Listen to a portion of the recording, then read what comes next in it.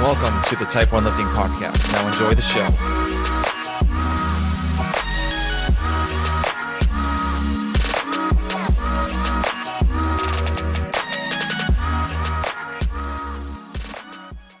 All right, guys, I want to tell you a little bit about Type 1 Lifting. So Type 1 Lifting is a clothing brand that proceeds of the shirts, the hats, and everything else go to the Children's Diabetes Foundation. This whole t-shirt company started from me taking care of a 5-year-old girl from the emergency department at the Children's Hospital I worked at in Atlanta for a while back. I thought I needed to do a little bit more than kind of just talk about my story. So this is how I started the clothing line, because I wanted to show people that even though diabetics have this really bad disease, we can still do amazing things in our life, and diabetes won't stop us reaching our goals. So go check out type1lifting.com. And, if you have any questions, you can always reach me out on Instagram. It's Type 1 Lifting, and hope you guys enjoy the show. Hey guys, we have a new sponsor for the Type 1 Lifting podcast. The company's called Liberté Lifestyle. So Liberté is a French word meaning freedom, and the company was founded on the desire to have freedom to choose what we want to do with our lives. I actually had the owner, Nicole, on my podcast on episode 28, so if you want to go back and listen to her, she talks about how she started the company and what she wants to do in the future with the company, which is pretty cool. So they actually have knee sleeves, wrist wraps, shirts, shorts. Love the knee sleeves. I have the ice cream knee sleeves, and I love them so much. The neoprene's still good. The seams haven't split compared to other knee sleeves that I have had in the past, and I'm planning to keep these for a very, very long time. So Nicole actually gave me a promo code for you guys too. So it's all capital letters, TYPE, and the number 1. So it's Type 1. So go to libertelifestyle.com, check out what they have in the store, use the promo code Type 1, and save some coin. Now let's go to the episode. All right, guys, welcome to a new episode of the Type 1 Lifting Podcast. I have a very exciting guest. She is the face of the Morning Chalk Up. You ever see the YouTube channel? Boom, her face is like right in the middle of the screen. So her name is Lauren Kalil. How you doing? What an introduction. Thank you. I'm so excited. It's great to be here. I try to jazz it up a little bit because everyone's just like, they just do the same thing over and over again. I kind of want to mix it up with everyone else. That's the new thing I want to do this year. I like it. It's a more personal little introduction. I felt it. It was great. Yeah, awesome. So have you, non-CrossFit question. So have you finished your Christmas shopping? Are you all done? Yes, it's so funny. I coach at my gym, and every day for the last 10 days, I've been reminding my members that, okay, you have until December 22nd to order on Amazon Prime and get it by Christmas morning. So I think at the time of the recording, we got 2 more days, but luckily I've done all of my shopping. I only need to do a couple things in person, but most things I was able to just do online. Mm-hmm, mm-hmm. And is it kind of tough for people to shop for you, because you can pretty much, like, obviously, like as an adult, you can get anything you want pretty much already. So it's like, are you a hard person to get for? I would say I'm easy in the sense that there's so many things that I like that you Mm-hmm. can't really go wrong. But I'm kind of at the point in my life that unless it's something super like extravagant, if I want something, I'll probably just buy it. So by the time Christmas rolls around and, friends and family Mm-hmm. are like, hey, what do you want? And I'm just like, I don't know. I kind of have everything that I want. I mean, I'm somebody who doesn't hate a gift card. If you Oh give no, me a me gift neither. Me card, neither. I Yeah. will love that. I think gift cards get such a bad rap, and I hate it because I love a good gift card. Yeah. I mean, I could just be like, oh, I'll just like randomly get like something like for like $5 and just use the gift card. And it's like, all right, Right. it's easy. Like that's perfectly fine. Yeah, I have no issues with gift cards. My coworker, I work for a medical recruiting company, and my supervisor, he always gives me like a $200 gift card, and I'm like, okay. There I'm you like, go. I'll take that. I'm like, you're easy, and like all you want is a bottle of bourbon. So I'm like, it's kind of a equal trade off. Okay, so you have 2 kids. What were the big items on the list that they wanted for Christmas this year? Oh God. So my wife likes to go overboard with the presents. So she got them. I think she got my son Bennett a basketball hoop because he's getting into basketball. Oh Like he just yeah. so he just started this year playing basketball, and so they have like the 8 foot hoops. Like they drop the hoop just so they could shoot and score because they don't have the muscle capacity to like kind of heave it over. Yeah, So yeah. he got that, and he's got like I don't he's never really watched wrestling, but he was like so into this like wrestling ring, like the AEW like wrestling ring when they could like jump off the top ropes and like fly. I'm like, okay. So, Oh, wow. and and then my daughter is all about these stuffed animals. They call them mixies. I'm telling you, like What's 80s. that? So they're in a cauldron, like a little cauldron. So you put water and all this like powder and stuff like that, and it starts smoking, and then it like flips over, and then the stuffed animal pops out. Wait, wait. What? I feel like after this, I'm gonna be on the internet Yeah. looking these things up. So you put it in water, but then it turns into a stuffed animal? No, no, no. So there's like a little plate in the cauldron that like can that holds the water in plate that holds the water like so it won't like fall into the to like onto the stuffed animal or anything like that. And so you keep Oh. it in this like little like bowl slash like plate, put all the stuff in, mix it, get like a magic wand and just tap it, and then like all of a sudden like whoof, it just like flips over. Magic. Yeah, and then it's like battery operated too. So like you push a button and it makes these like weird noises and stuff, and it's like super dangerous because for me the tail is like just straight metal with like fur around it because like it's like one of those Oh. bending tails, and I'm like, God, someone's gonna poke their eyes out. I know it. The most dangerous stuffed animal on the market. Yeah, you ever see those commercials? You ever seen those like on like the Today Show, like the most dangerous toys out for Oh this yeah. Christmas? Yeah, it's almost. Yeah. I feel like that the Mixies are that. So, but that's just my personal opinion. Well, they're gonna have a happy Christmas, hopefully a safe one. Oh, they're gonna kill it because like everybody is all these kids are all about Mixies. It's insane. So It's all the like they have rave. yeah they have cartoons and all that stuff, and she's like just laser focused like on her screen like Mixies and like just I'm like okay all right, you don't want to watch anything else? Nope, Mixies. Okay, all right, that's fine. There it is. Whatever makes him happy, right? Yeah, pretty much. And I think is there anything else big? No, I think that's pretty much it. So and I don't really ask for much. I just want a new computer screen because my son broke it. So the Oh computer monitor, no. yeah, he did it like a couple months ago. I like literally lost it. Yeah, because pretty much the my desk was originally up in the toy room, and now I Mhm. moved it to the basement for that reason. So he was like playing around on the chair, hit the chair on the desk, and all of a sudden the monitor fell forward and then just like shattered. And I'm like, okay, So are all right. you looking at a shattered monitor right now? No, no, no. So I bought like a portable monitor. So when I go on vacation or something like that, and I have to work from on vacation, I have this like little portable one that I actually have all the notes on and everything over there. Ah, And okay. so, but I want like a big monitor because like I'm just starting to do like YouTube videos, like vlogs kind of, Yep. and so I'm like, I need like a bigger timeline so I actually know like where I'm seeing compared to this like 13-inch like monitor on my Yeah, Apple, and yeah. it's just like you're like scrolling over, you're trying to like, okay, where am I at right now? And so Yeah, yeah, it's it's crazy when I'm home. I have like the two monitors that I work with the dual screens, but mhm, then when I travel, which is it has been very frequently, all I have is the one monitor and it's like there's just not enough space for the amount of tabs I have open right now. yeah. I'll send you the link for the portable one that I have. Like Oh, perfect. literally you could fold it up and then put it in your computer case and it fits perfect.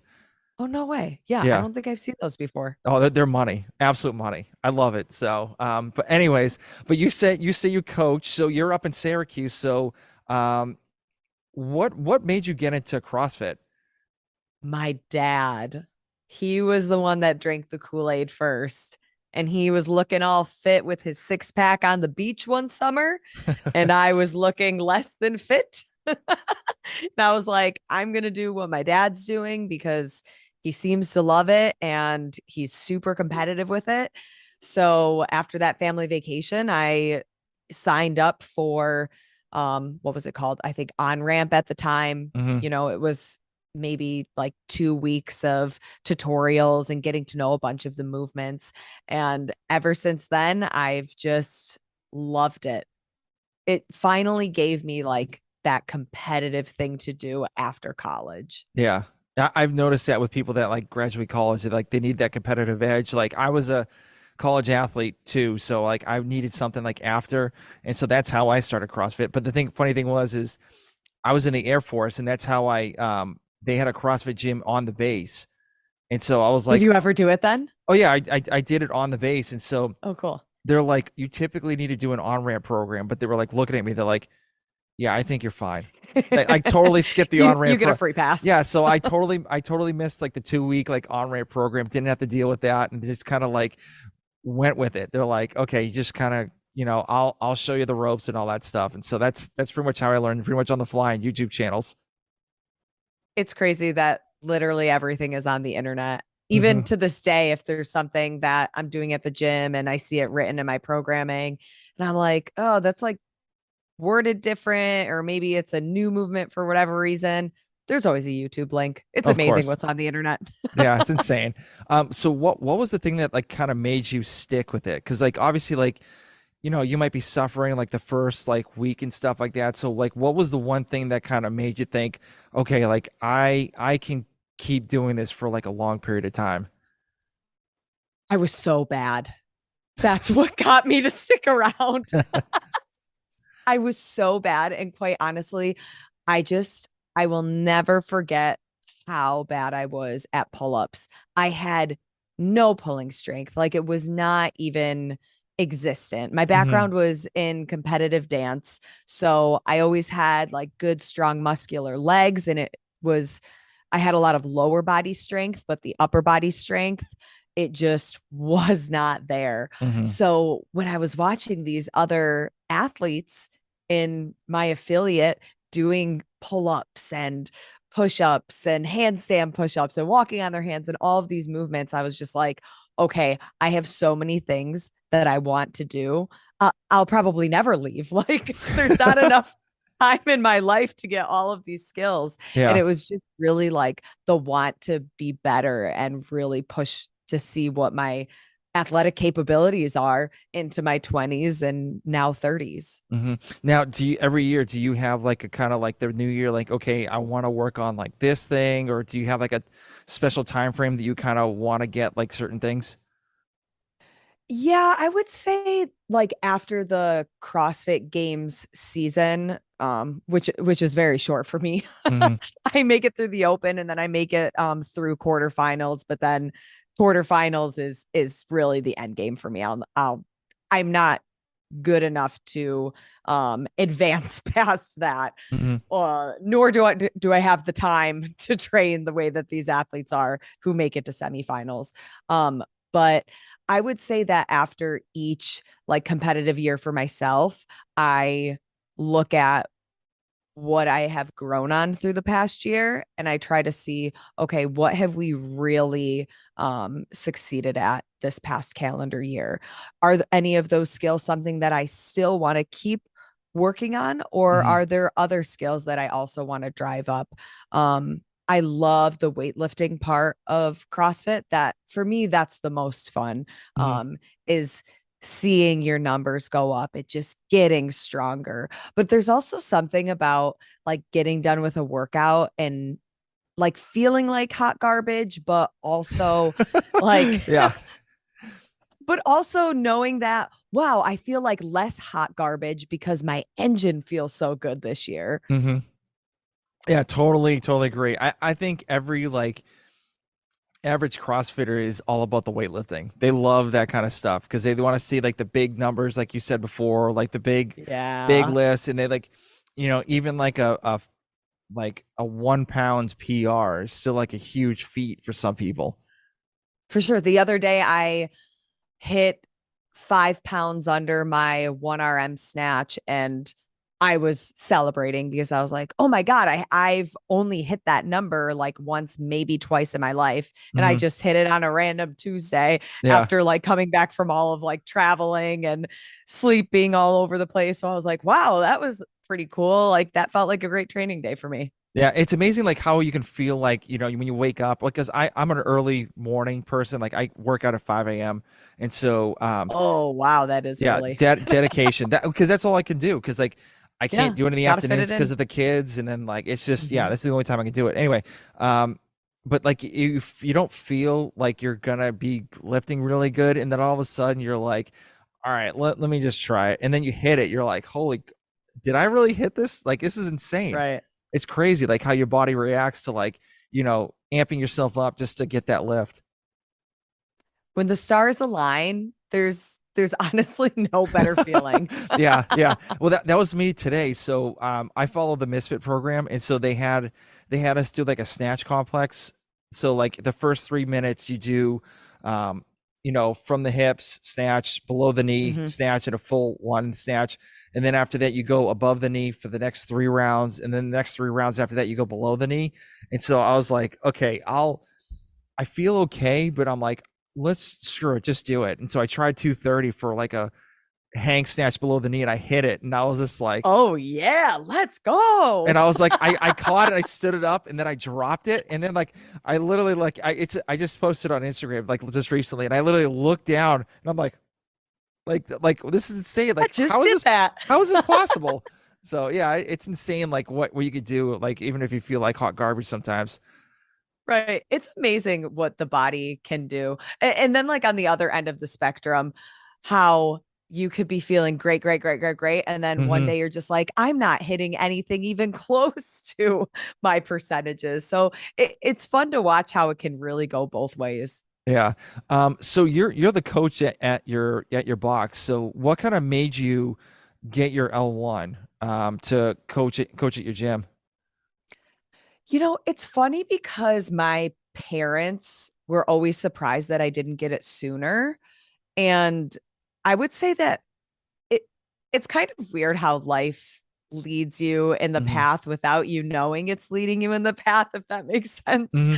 Um, I think subconsciously I always knew that I wanted to be a coach. Even growing up, my mom owns a dance studio. I was a competitive dancer. I would, coach for her all the time. When I moved around when I worked in local television, I also found dance studios that I would help coach at. So there was always that like passion for inspiring and teaching and having this um like outlet to express myself Hmm. in a teaching role.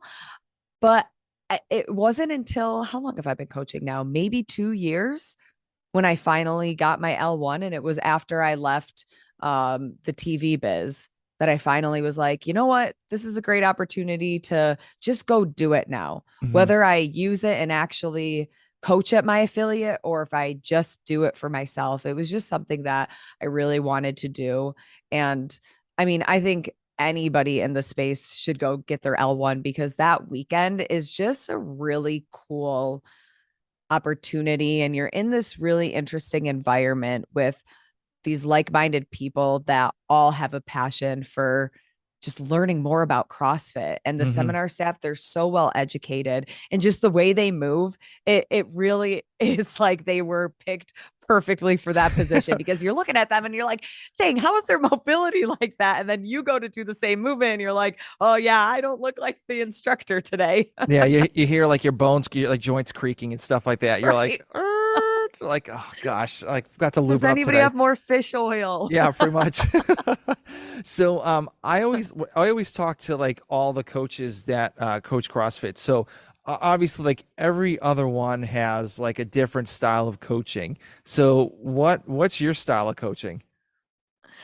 Oh, my style of coaching, I like to be super hands-on. Hmm. And I would say that I try to make my language as most tangible as possible because I try to think of when I was in my first Yep. week of CrossFit. And that's kind of how I coach across the board. I know a couple people who are like a little bit more competitive and can maybe use an extra cue that I wouldn't give the entire class. But Hmm. if anything, I try to keep things super basic and just talk to the members as if they were trying to talk to me and coach me. Sometimes I need the same exact cue, but in a different analogy or maybe just different language and I try to find what works for each person. um And I mean, I coach the 8:15 class and we have, I mean, it's truly the best hour of my day. And I hope Mhm. that the members feel that way too, because between what we learn as athletes in the class, but also what we learn about each other. I feel like these people are honestly my extended family. The relationships I've been able to build in this class are ones that like I get excited in the morning to go and see the class That's and awesome. coach the class Yeah. and help them achieve these goals. So it's a really cool environment to be in. Yeah. So what are some what are like maybe two cues that you use that kind of like that like you have that you tell them like to like, oh, okay, now I understand it. Okay, let me think of one. Well, so I also do our foundations. So anybody that's new to CrossFit, I have them come in. Um, and one that was just always super tangible to me is when I was learning the two Olympic lifts, the snatch and the clean. I always got confused on the hand placement. I'm like, this one is like weird and it's like wide and I don't know why our hands are like this. Hmm. And then the other one is like close. So the one that I use for clean, close grip, the letter C. So I try to think of like things like that that relate to know where to put your hands. Yep. Um when I'm teaching like hip drills on how to use like the hip explosion, I'll give them like the PVC pipe and I'll just have them lean forward. I'm like, okay, now make the PVC pipe fly across the room. And then everybody's hips come forward and we try to see like whose PVC pipe can go the furthest, like who has the biggest hip explosion. So just little like cheeky fun things like that that makes sense in my mind because Yeah. I know that sometimes I'm not the easiest person to coach because Hmm. sometimes things just don't make sense to me unless I can like relate it with real life scenarios. Yeah, I one of the things I like to use, like especially when they do like the it's like an overhead press, pretty much. So Mm-hmm. I always say, just think of a pigeon. So every time they walk, their head goes back and forth, back and forth. So the bar's on your shoulders, your head's back, and then when it's up in the air, Oh, I you put your like head through. that. So that's I always like I always yell like when this is when I was personal training too. I always yell like pigeon, Mm-hmm. and then like people were like, oh, okay, so head back and forth, head back, Now and they then get it. and then the other one is like Miley Cyrus. So like let's just say if they're doing like a Romanian deadlift or like something like that. Like I say Miley Cyrus, so like you know how she twerks, just keep your ass back, Oh, and the yeah, whole that's a crowd. good It's one. so I was like do that, and then like another one is like King Kong. So when they deadlift, pretty much like keep their chest up because like King Kong gets pissed off, he Yeah, keeps his yeah, chest yeah, up. yeah. So that's like those are some of the cues I used to use like all the time with my clients. They loved it. So and they always remember it too. Right, because they're fun. Hmm. And people will remember humor and things that are fun like that. Yeah, exactly. So, I was doing a little research on you. I actually looked at your LinkedIn profile. Oh So, no, does that still exist? yes, it does actually. So I saw noticed that you were a sideline reporter in Connecticut, and then you did some like smaller, I don't know if you call it like smaller like news channels, like local news in Yeah. like Illinois, Wisconsin, and then now well, we're prior in Syracuse. So, what kind of made you get into that field? So I went to school for sports broadcasting. So in my heart, I always knew that I wanted to do sports and I had some like incredible opportunities in college to do stuff where I was sideline reporting for hockey and basketball and football and doing all of these interviews and really trying to build my portfolio. Then graduation happened.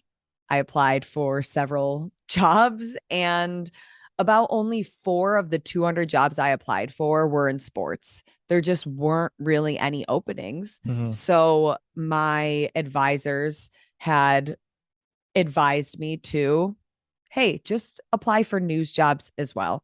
Like that can get your foot in the local affiliate and you can try to help out the sports department. Maybe a position opens up and that's a great segue to already be at the station Hmm. and maybe they'll, change courses for you.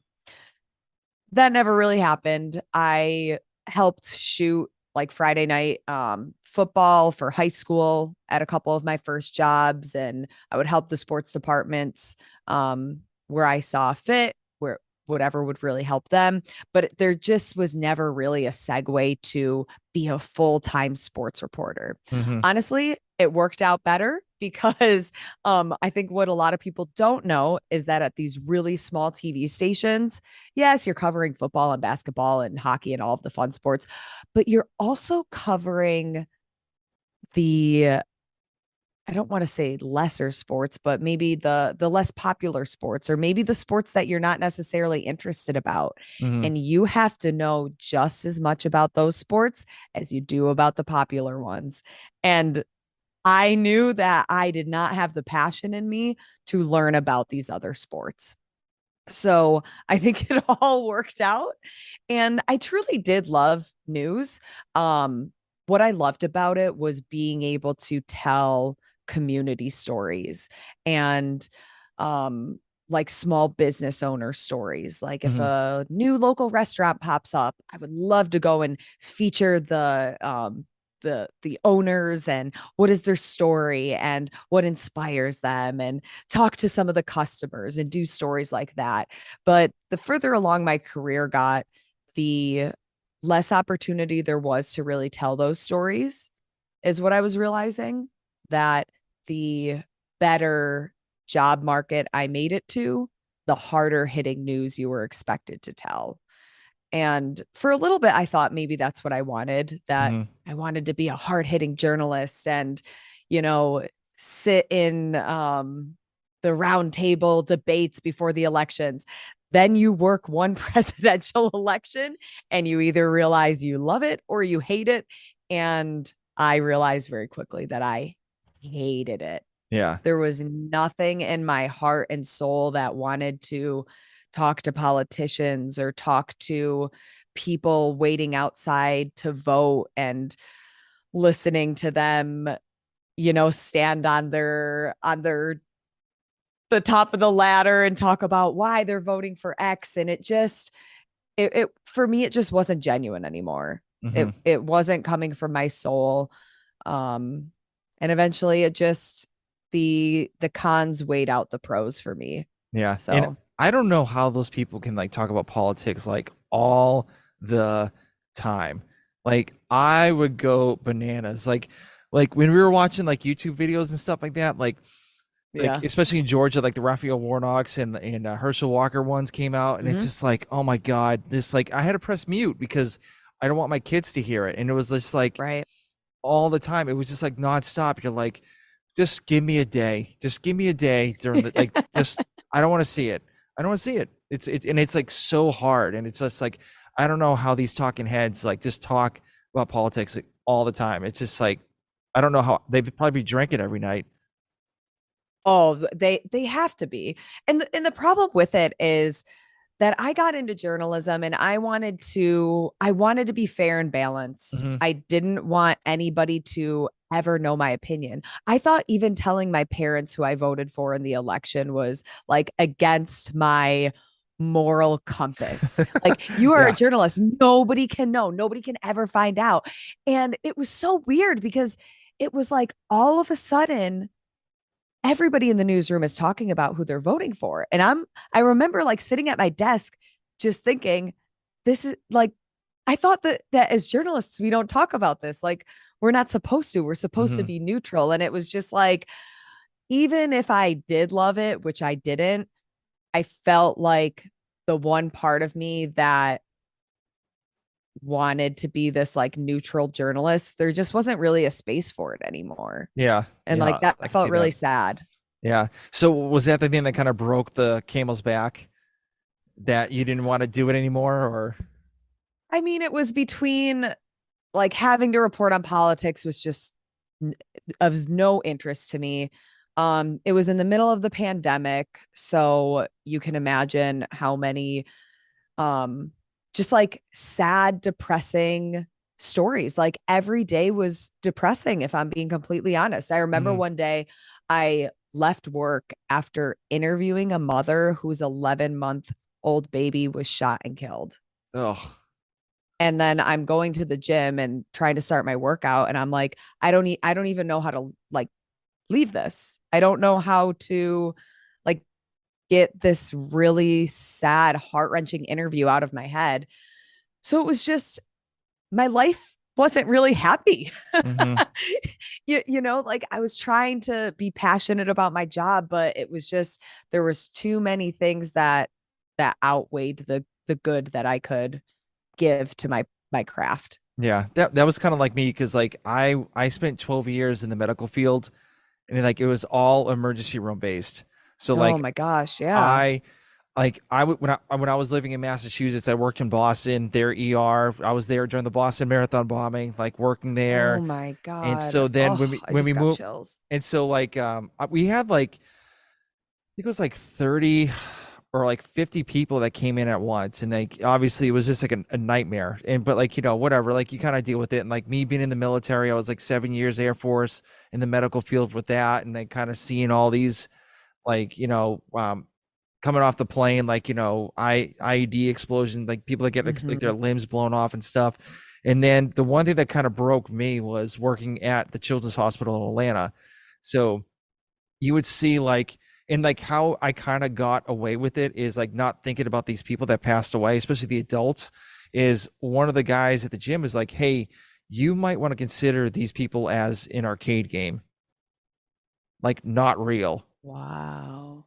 Because like if you're really thinking of like if you're really seeing these people and like just thinking about them like later on, just think of it as an arcade. Like it's just like you're playing a game, they pass on, and like and that's it. And then the one thing that broke that one thing that was like getting a little too stressful was like with the kids.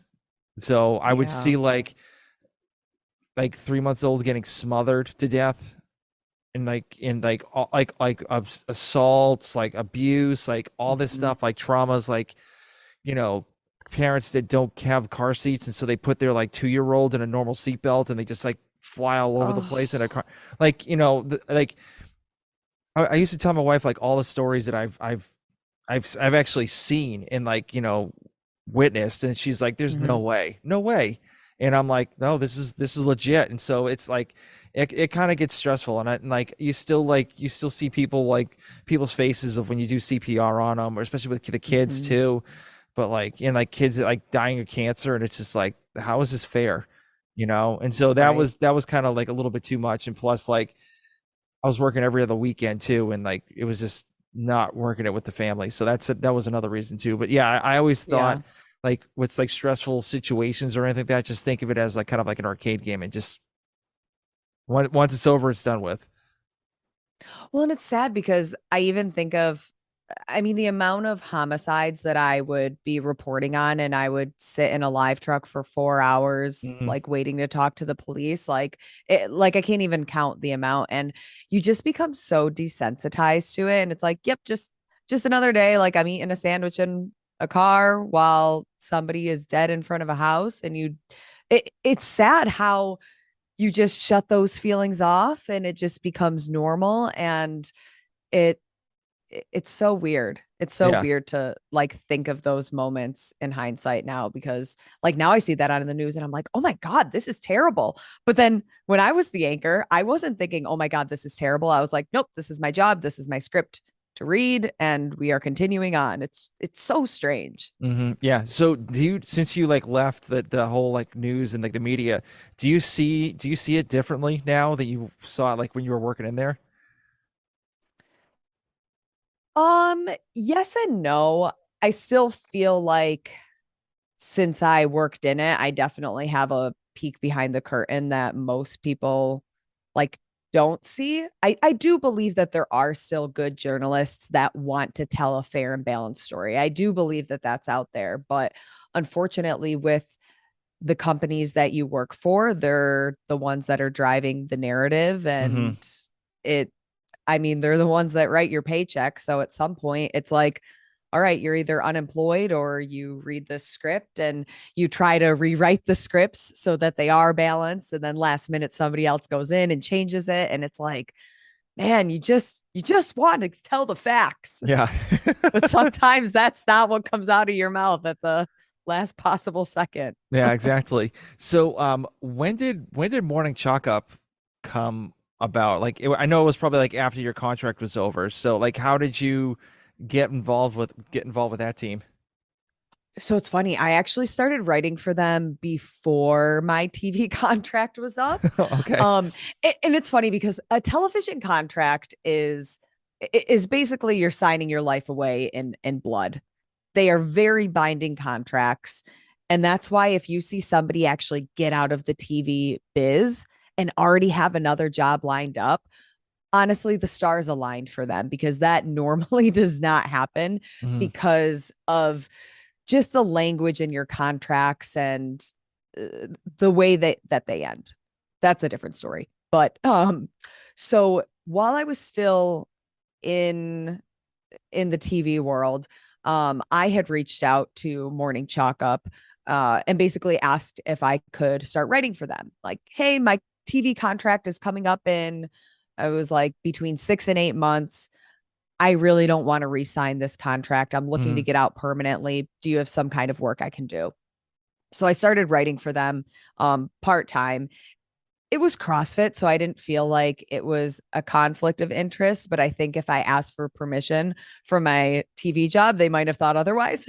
Yeah, that's what I So was thinking. Yeah. we just we just didn't talk about it and never crossed paths, so whatever. Um and then I finally, my contract came up in May of 2021. Um, I was still writing for Morning Chalk Up part time, but I was essentially unemployed for about a month and a half Hmm. before I then actually started working full time at my affiliate. So I was coaching there, I was doing their social media, really any kind of odd end jobs that could help me collect a paycheck so I Yep. could continue to pay my mortgage. And then at some point in time, I started just doing YouTube interviews. And it's so weird because when I had left television, I said, I'm never going on camera again. I'm done with this. I just kind of want to wipe my hands clean of this type of like profession, lifestyle, Hmm. etc. And it was one of my coworkers at the time, Patrick Clark. He was the one that was kind of like nagging me, but in like a good friend way, like, Hmm. hey, I really think you should do this. I think you're good at this. And I'm just like, Patrick, leave me alone. Like, I don't want to do this. And then finally, after the 100th time that he said, you should do this, I finally was like, okay, whatever. Like, let me interview a couple of athletes. And then, I mean, within 5 minutes of the first interview, I was like, this is what I'm made to do. I Hmm. love this. This is great. This is my passion. And then from there, I just kept doing YouTube interviews. I took over the bottom line and tried to be a little bit more creative with it and really expand my Rolodex by going to some of these events and utilizing other members on the team who had already built some relationships.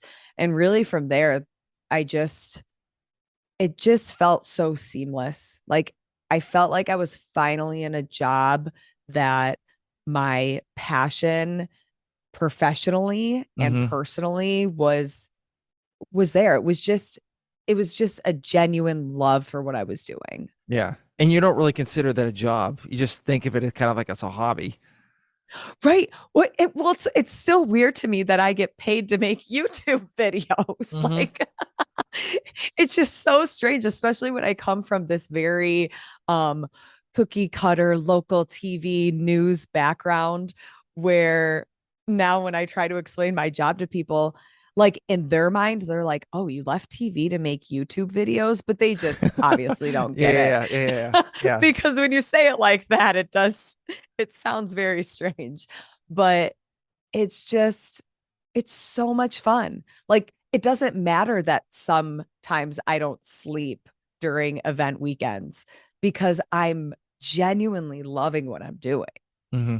Yeah.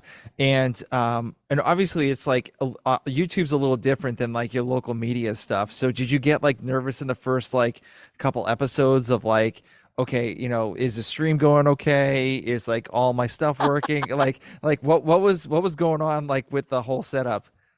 Well, so I guess I didn't realize how often I would call the engineers at the TV station because if you have technical problems, You just pick up the phone, you call the engineer, they come over and they help you within 30 seconds. Now I am my own engineer, Hmm. and I'm realizing how much I don't know. Like a lot of it is fake it till you make it. Like, is this Oh, microphone of course. working? Yeah, I of don't know if course. it's Yeah. connected to the right thing. Like, Yeah. is I've got a couple of different like cameras, like which one is connected, and my Wi-Fi. I've had to upgrade my Wi-Fi connection and then get an Ethernet cable and all of these things that I mean, I never thought that I would have to learn, and you just kind of figure it out as you go. I'm sure you probably know the same thing. It's like Oh, you yeah. do it a Oh, couple yeah. times and then you upgrade the equipment and you figure out what streaming services work and Yeah. So you so learn. f- so for me, the first like I think it was like the first 8 months, all I used was my cell phone and two lapel mics. Yes. So I I love literally it. I literally had a lapel mic on me, and then I was using my former like employee's computer, and I did I was using Zoom on that, and literally like Yeah. I literally was doing the interview on an ironing board, and I put the lapel mic, like clipped it to the ironing board so right at where the speaker was, press record, and the thing was, like, the app I was using, you only had an hour to record somebody. Right. Before it And kicks you off. yeah, yeah, and you're like trying to, like, you're like looking at the time, like it's like you're literally like looking at the your phone, being like, oh crap, I got 5 minutes and I have like 10 more questions to ask them. But like, yeah, Yep. it's so but I started doing that, and then Scott was a huge help, from Clydesdale Fitness and Yeah. Friends, Clydesdale Media now. He's like, I'm like, hey, what do I need to do to like upgrade my stuff? And he's like, get a mixer, and I'm like, okay. And then Mm. like I bought a microphone, and then it was just kind of like slowly working my way up, and then for Christmas last year I got the GoPro 10, so I'm using that as a camera right now. And now I have like all these lights, and the blue lights, and it's just like Right. I love it. it's a sick hobby. So, but it's like you always want to get like the newest gear. You're like, oh, this stuff's so sick, and like Right, like a because new. then you watch like somebody else's like YouTube or listen to somebody else's podcast and you're like, wow, their voice sounds so crisp. Like what microphone are they using? Yeah, yeah, and it's like, I want to get this like big computer screen, and like all these big cameras, and like more of like a better Mhm. background, or like a backdrop or something like that. So it's just like my wheels are always churning every single time, and even like doing like live streams too, because like Yeah. I know you guys mainly just do recordings and then post it after, but like I'm always like kind of like interested in maybe doing live streams. But then my problem is Yeah. like, what happens if like you're lagging or I'm lagging, and there's like a huge pause, and it's just like I'm always petrified with that, because at least like if they're recorded, I can edit it and then like just take that part out and then kind of go from there. Right. Honestly, like a couple of reasons why we do more recordings than going live. One is because we have like a release schedule Hmm. and we try to like release them the same time, which I suppose you could do if you did it live. Yeah. But also, yeah, I mean, going live doesn't bother me in any way. I mean, I've been going live for the last decade of my life, but it's the technology that Hmm. scares me. I can't I can't rely on it. I just can't rely on the streams. No, no, and now my Zoom, like, it won't update, and so now it like sends the folder to like Mm-hmm. another area, and I'm trying to update it, and I'm like, I got everything's updated on my computer. Like, what's the deal? Like, what's going on? But it just, I don't know. Like, I'm like leaving Google searching it and stuff like that, and it's just like, forget it. I'll just keep it as is, I guess, and just wait till something happens and I'll fix it.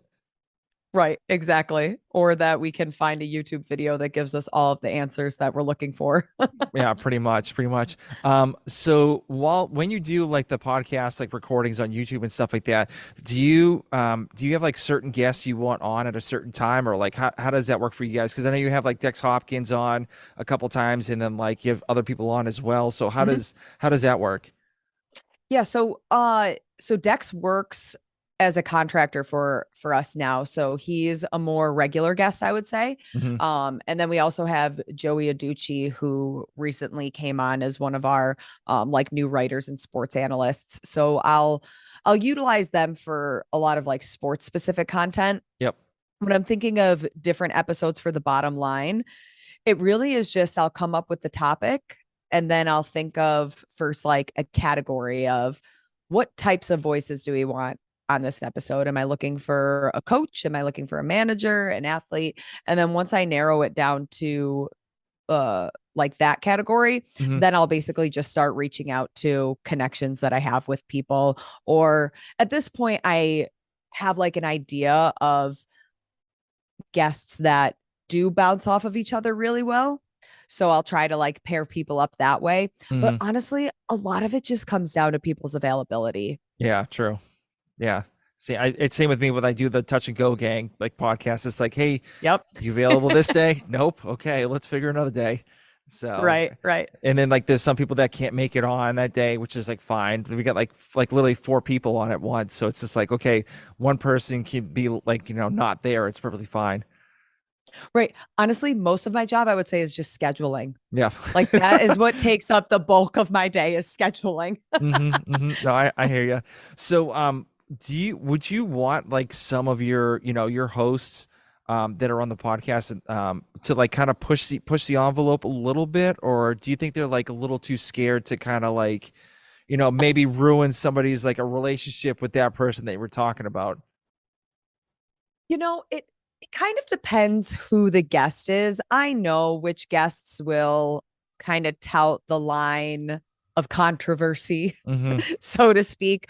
Um, I would say it's interesting because I've developed like such strong relationships with most of the guests that I have on. Yep. And it's like if I'm kind of just shooting the shit and like texting them about something, I get one version of them.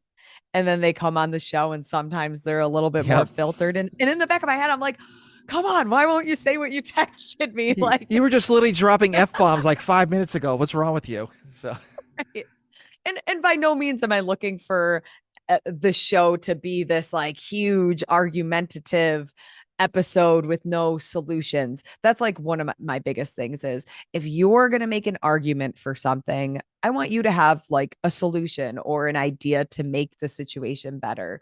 But I would say uh, people people are a little more filtered once yes. you hit record Mm-hmm. than they are when you're just openly chatting with them, which I Absolutely. get. This is such like a small space that everybody is really trying to be careful with their brand, their Mm-hmm. name, who they associate themselves with, and nobody wants to, step on any toes or burn any bridges because the space is too small to burn bridges. Yeah. But sometimes I wish people would, you know, just be a little more fiery.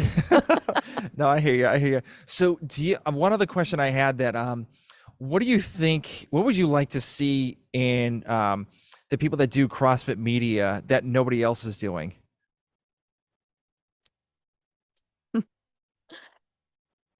That's well, I think it's interesting because I think there is so much room for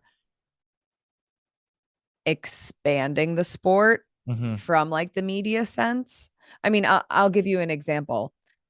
It would be so easy for CrossFit Media or Media of CrossFit or a different company. I mean, it's basically what I'm doing right now. At events, I shoot, I produce, I edit, I write, I voice, I get everything together of these like 5 to 8 minute recap shows of the day, of the whole day. And I'm telling you, they are by no means perfect. They're no means like even 50% of what like my actual vision is. But that's because I'm just one person.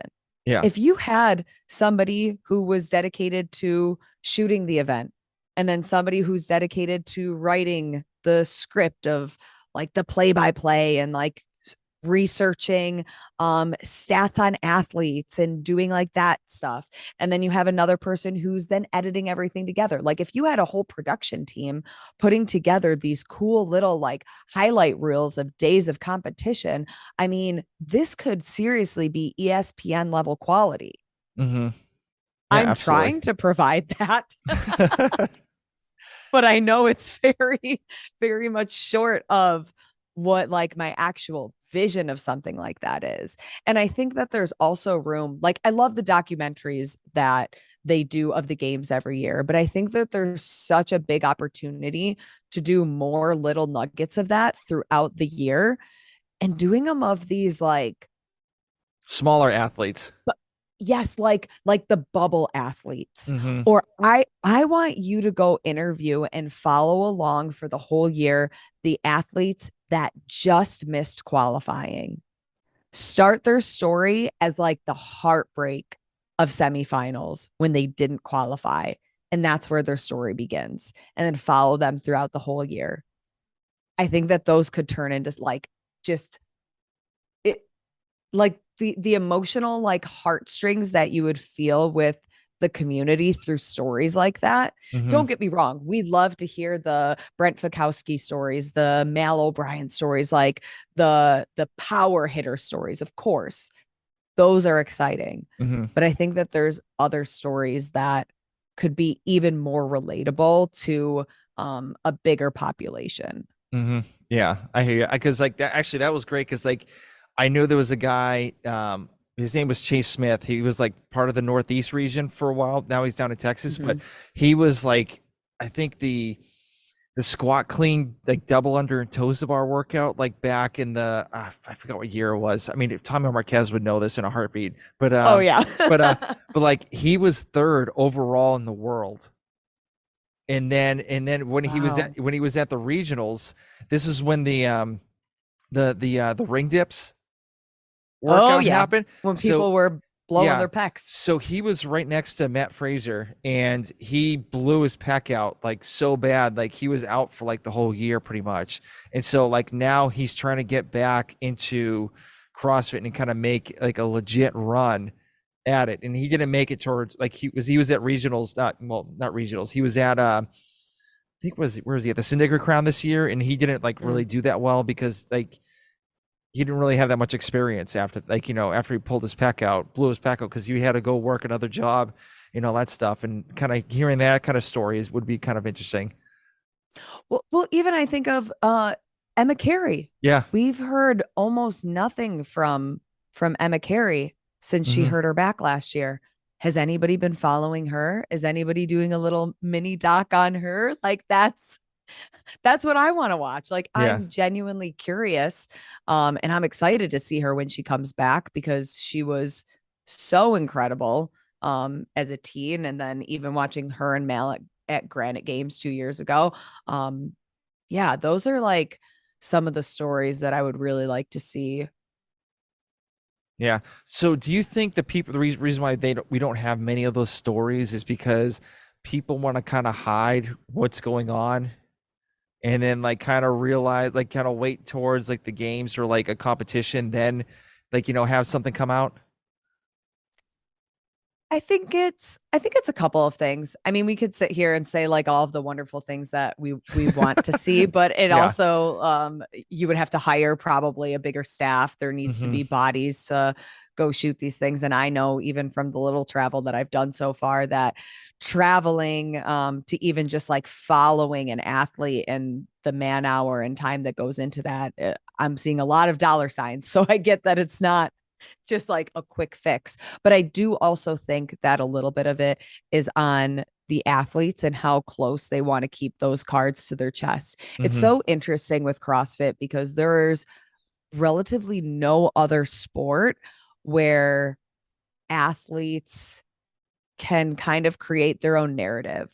Like if you go up to Aaron Rodgers and you're like, "Hey, I'm going to shoot this mini doc on you and these are like the media requirements that you have." He'll sign a contract and he knows that that's just like the expectation. Hmm. We don't really have that. Like I think of even when athletes come off of the Florida competition and I stick my camera in their face, they absolutely can say no to me. There is nothing that says that they have to give me an interview. I'm lucky that 9 times out of 10 they do. Hmm. But other sports, the players come off of the field and certain ones are brought over to the media and it's just like an expectation.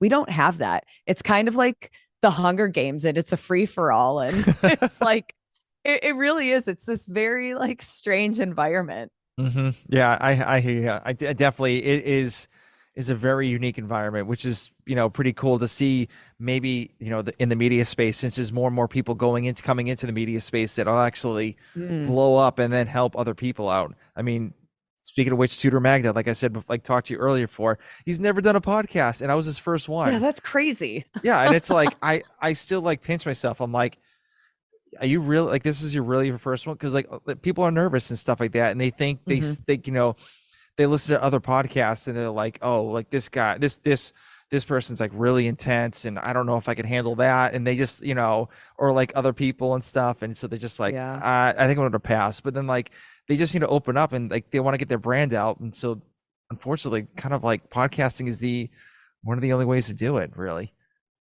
Right. Because we also have to remember that none of these athletes have any type of formal media training. Nope.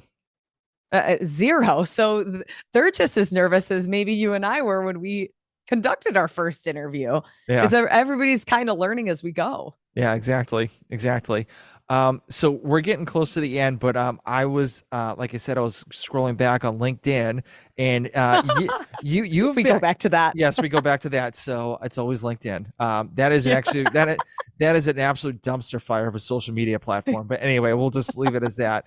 But you've been to a couple, you've traveled a lot in college.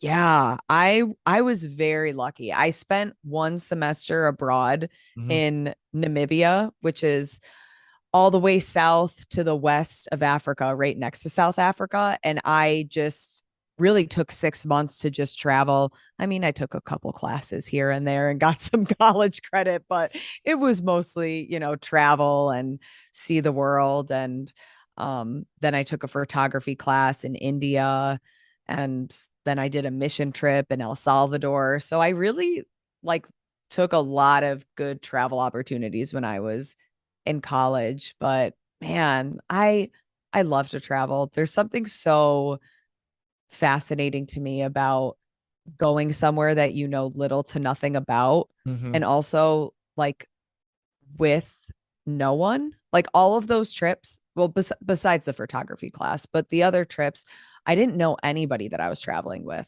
I kind of just went by myself, and it teaches you to learn about yourself and learn about others Yep. and embrace the culture, which is so fun. Yeah, and you've also gone to a couple places working for Morning Chalk Up too as well. So what has been like some of your favorite places that you've been to since working with them? Oh man. I It's so funny with all of my travel, I had never been to Europe until this Okay. past fall. I went to Madrid for the Madrid CrossFit Championship, and that was a really cool experience. It was booked very, very last minute. So I did not explore as much as I would have liked to. Hmm. But most recently, I went to Dubai, and holy cow, you see pictures online, it does not do it justice. You drive down this strip, and I'm telling you, you look up and the architecture, you quite literally feel like you're in some kind of like futuristic movie, Hmm. because the architecture is just so unique and like nothing I've ever seen before. Yeah, I've always seen like the tallest skyscraper, or even like with like the F1 championship, F1 like documentary Yeah. they had like in Dubai, and it's just like you're looking around, it's like it's insane. Even like Craig Ritchie's like vlog that he does when he went to Dubai and Yep. he like videotapes it. It's like, gosh, it's like so insane. It's crazy. It doesn't even feel real. It's No, wild. no, no. Are you looking to go back there again, or what's the? I know it's not till next year, but Yeah, I definitely think that it'll be a returning location. okay, okay. So are Yeah. you going to Wadapalooza this year too? I will. And believe it or not, this will be my first time to Wadapalooza. Okay, I'm so pumped. I mean, I've no, I've I never haven't been. been to Miami. You've never been? Oh, come on. Book your trip now. I can't. Well, I don't know if I can do it now. It's a little late, but I've been to Miami and Yeah. it's expensive. Like just get ready to drop some coin. So Oh boy. Okay, I'll start saving. Maybe I'll ask for more gift cards for Christmas that I can use in Miami yeah, I'll send you one. So for my $20 burrito on the strip. yeah, pretty much. But like I've always every time I go watch Wadapalooza, it's like I always get FOMO because there's like Hmm. so many things you could do there, and it's like all like the athletes are there, and it's mainly like for them. just to have fun. And it's not like, Right. a winning spot to get into the games or anything like that, like back in the day. But it's like, it's cool just seeing the teams and then like the individuals and then like the adaptive athletes and then like the, you know, intermediates and then scaled, like pretty much like anybody can just Yeah, it's a fitness do it. party. Yeah, which is so cool. And it's like seeing from like its infancy to now, it's insane like how much it blew up. Yeah, I'm so excited for this one, especially the more people I talk to, people are like, I prefer Wadapalooza to the games. I've heard that from so many people, and I've been to the games since 2017, and Yeah. I love the games. I love everything about the games. Maybe not the stress of the games, but Hmm. I love the games. So to see something that tops that, I would say maybe because it's in Miami and obviously like on the beach, that will probably elevate it for me. And because it's in January, so I'm Hmm. getting away from snow, I think that in itself Yeah. is very exciting. Awesome. Awesome. Yeah, I would love to go down, but it's just right now it's not in the cards. So whatever. It happens. But anyway, so I have some rapid fire questions, but they're really not rapid. Oh boy. They are not rapid fire. You could take as long as you want on all these questions. Uh Okay. so obviously like we have like a couple weeks away till, 2023. So do you have any goals that you want to get like hit in 2023? It could be either be like personal or business Hmm. or like, fitness wise. Oh, I would say fitness wise, I would like to get more consistent Hmm. with my training, just with the way that like all of the travel I've been having for work. I've really been struggling with consistency, especially like during those trips. So that's one of my goals, to be really intentional about even just doing a push up, sit up, air squat workout in the hotel if that's what I have to do. I need to Hmm. be better about doing some kind of fitness and not just saying holding my camera is my arm workout for the day. So I would say that's my goal for fitness. Um Personally, I would say my goal for like personal stuff is I want to be more intentional about setting specific time for friends and family. Hmm. I want to have, whether it's like going to dinner with friends once a month or making like every other Sunday is family time, which like I kind of do now, but sometimes with travel, like that falls through the cracks. So I would say that's kind of my personal goal. My professional goal is I have a couple of ideas in the works that I'm trying to get off the ground right now. Hmm. So those are TBD for 2023, but Okay. All right. That's fine. always cooking on some things. Okay. All right. Like that. I like that. Um, so you have a tattoo. So I what, do. and it's your first one. So what's the reason why you got one and like what's the meaning of it? Sure. So I've I've kind of always wanted a tattoo, but when I worked in local TV, it was like very Oh no. taboo. Yeah, You you can't do right. that. Unless it's somewhere that nobody will ever see, you just don't do it. And for me, I'm like, I don't know, like getting a tattoo, it feels kind of weird to get it and then nobody sees it. Hmm. Like I kind of want it to be somewhere that is a little more forward facing. Um so yeah, I got it on my arm and it's live deliberately. And I just really believe in having a life of purpose and a life of intention. And I'm not somebody who believes in luck. I don't think that we just wind up in certain circumstances or Hmm. in certain like settings. And I really believe that through like living deliberately and through our intentions that we can build a really great life for yourself. So that's what I want to do. I want to be able to look back on my life and know that, I set myself up for the most amount of success that I could possibly do. Okay, cool. So I have a real quick funny tattoo story. So everyone Ooh, I like love it. everyone at work, everyone at my old like medical job, ER job, were like, they all have tattoos and stuff like that, and they're like, "Oh, do you have a tattoo?" And I don't have any tattoos, and so I'm like, "Yeah, I got two very stupid tattoos." And because the reason why is supposedly you have to get a really stupid tattoo in the for your first one, and then you have no problem getting other ones. And so and so and so I told them, I'm like, yeah, I got one squirrel going up my leg and the other one going down with a nut in its mouth, and it's like right at the underwear line. And so they're like, Wait, do you really? no, no, I don't have any Oh. of that. And so I'm like, they're like, you don't have that, and I'm like, because like I'm very like outgoing and like all over the place pretty much, and so I'm Yeah. like, yeah, I have it. I got it like 5 years ago. They're like, pull your pants down and let me see it. I'm like, I'm not gonna show you at the children's hospital. What's wrong with you? And so Oh they're like, my and God. I had like at least five people going saying that I had like two squirrel tattoos on my leg for like at least a month. And like finally I'm like, guess guys, I don't have one. I'm just joking around. Oh, that's a great joke, especially that they asked you to pull your pants down at a children's hospital. Yeah, exactly. They're like, go in this room, pull your pants down. I'm like, I'm not doing that. No way. So Like that sounds like an HR problem. yes, yes, I cannot do that. Sorry. So the next rapid fire question. So what is your favorite book? Oh my gosh. Wow. I don't know the last time that I've like thought about this. My favorite book. Yeah, I'm glad this isn't rapid because I'm going to need a minute to think about this. I told you they weren't going to be rapid. Okay, I'm trying to think of the last time that I like read a book for like enjoyment that wasn't. I mean, I do read a lot of like self-help, Hmm. motivational type books, and I do like those. One of the more recent ones that I read was The Four Agreements, Okay. which that one was pretty good. Um but I did used to read a lot of like romance novels like Jodi Picoult, her books.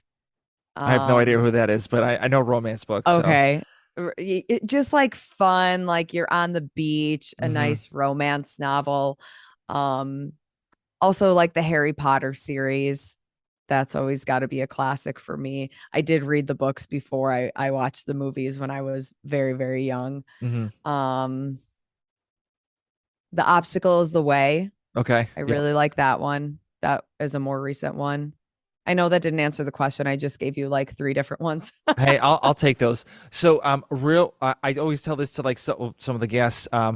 Screw It, Just Do It by Richard Branson.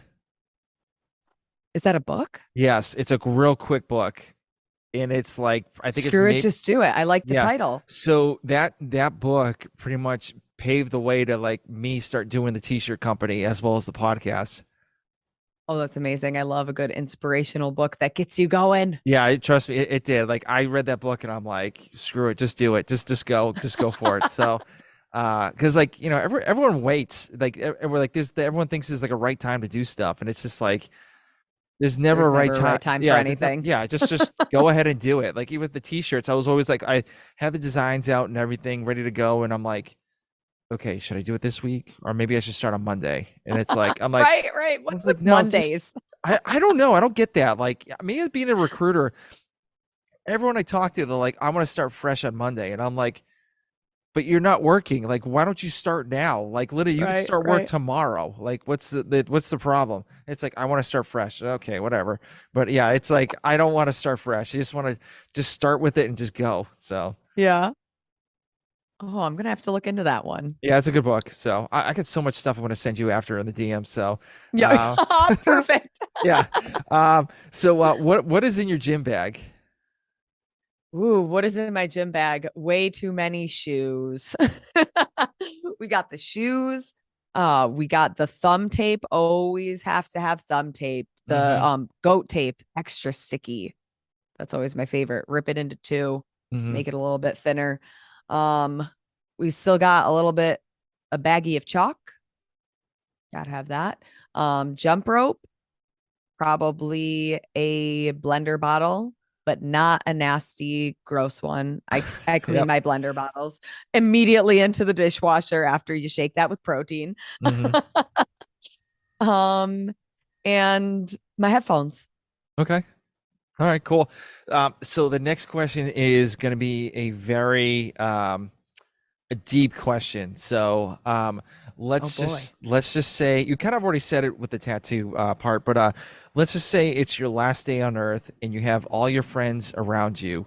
How do you want people to know you as? Hmm. I want people to know me as like a good person more than anything. Like somebody that you can trust and who's reliable Hmm. and that you can seriously call like a good friend. I feel like we all have so many acquaintances, but if you think about like who are your really good friends that you could call right now to ask for the biggest favor and they would show up. Hmm. That's the type of person that I want people to remember me as. Okay, cool. I like that. It's a really good one. Um, so the last question is, where can people meet up to you if they have any questions with like, podcasting, YouTube, how to get in the media space or anything like that? Yeah. On Instagram, I would say that's probably the easiest way at Lauren Kalil. Just shoot me a message. I try to respond to every single one of them. I have like serious anxiety when I see like unread messages. Hmm. So I'm very quick at responding Yep, yep. because I'm like, I must answer this right now because I need to get rid of the notification on my phone. Awesome. Well, listen, thank you very much for doing this. I really do appreciate you taking the time because, like, obviously, you're a very, very bit, very big, very busy person, and No, I thank was, you. This was so fun. yeah, it was great just getting to know you, and I know I talked a lot during this podcast too, so it's typically supposed to be the other way around, but Oh my gosh, no, I like the conversation to be mutual. This was a good time for both of us. awesome. Well, thank you very much for doing this. Yeah, thank you. It was so fun to catch up.